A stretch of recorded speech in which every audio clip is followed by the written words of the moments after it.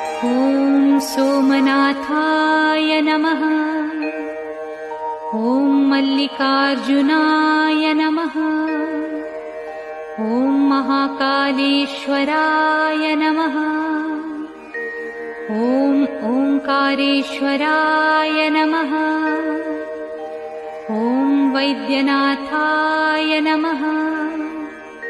ॐ भीमशंकराय नमः। ॐ रामेश्वराय नमः।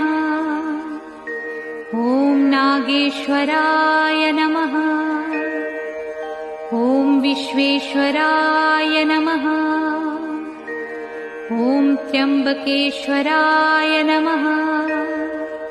ॐ केदारेश्वराय नमः। ॐ भुस्मेश्वराय नमः।